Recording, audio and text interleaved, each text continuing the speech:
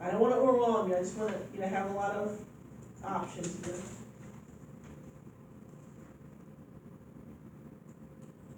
So the first generation ones are great because they reduce the positive symptoms, which are what?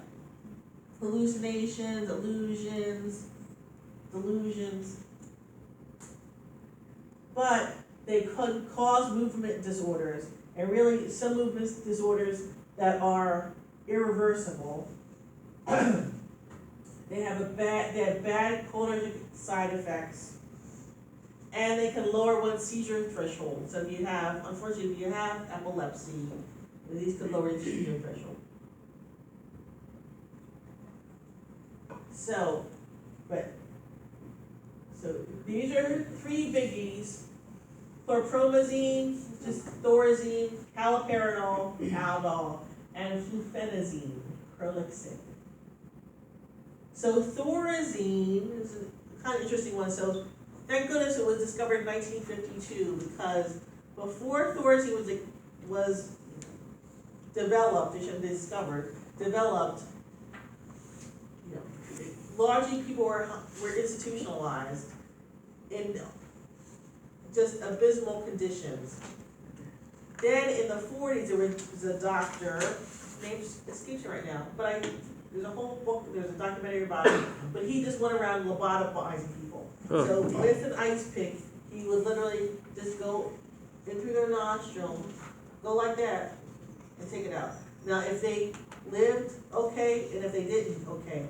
Now, he went into it like with good intentions, like because he just saw how abysmal mental health care was, and he wanted to do something that would be better. He studied with this doctor in Europe, but then it took off so well that he just would go around doing it like indiscriminately. I read about that guy. He was just driving to places like an ice cream truck. Like, Yeah, I saw a documentary. It was. Yeah. Mm-hmm. Yeah. Yeah, I think I know there's. I think I knew Rose is a mom. But she was one he operated on.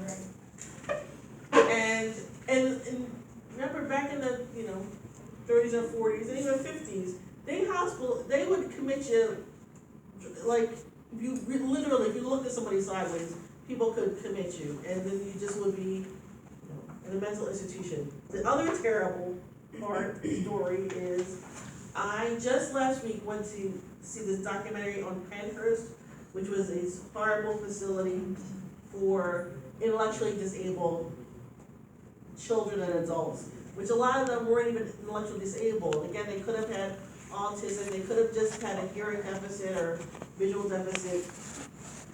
The same thing, they just, had no medications for them, and they would get these terrible and then have obvious bad neurologic or death from that.